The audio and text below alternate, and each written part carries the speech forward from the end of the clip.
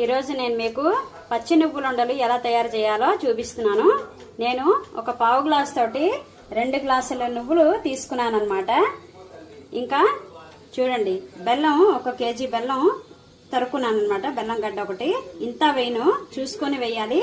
మనం ఇప్పుడైతే నువ్వులు ఒకసారి మిక్సీ జార్లో వేసుకొని ఒకసారి పొడి ఆడించుకుందాం. చూడండి, నేను నువ్వులు ఒకసారి మిక్సీ ఆడించేసుకున్నాను, పొడిలా చేసుకున్నాను కొంచెం నువ్వుల్ని.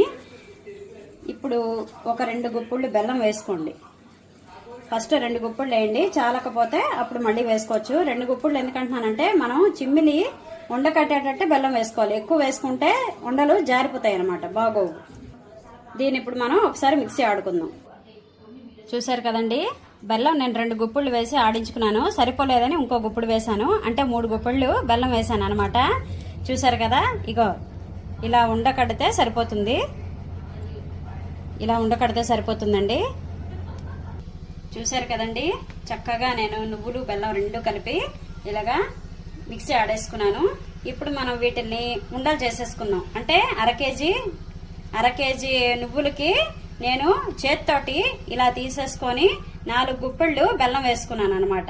తెలిసిపోతుంది మీకు, కొలత ప్రకారం చెప్తున్నాను. చేత్తోటి ఇలా తీసుకుని 4 గుప్పిళ్ళు బెల్లం వేసేసుకోండి, సరిగ్గా సరిపోతుంది. ఇప్పుడు మనం వీటిని ఉండలు చేసుకుందాం. చూసారు కదా, చక్కగా ఉండ అవుతున్నది. చూడండి ఎంత చక్కగా ఉండైంది, చూసారు కదండి. చక్కగా ఉండలు చేసేసుకున్నాను. మా పిల్లలకి పచ్చి చిమ్మిలి అంటే ఇష్టం కాబట్టి నేను పచ్చిది చేశాను. మీకు ఒకవేళ వేయించుకొని చేసుకోవాలనుకుంటే కనుక నువ్వుల్ని దూరగా వేయించుకొని బెల్లం వేసి ఉండలు చుట్టుకోండి.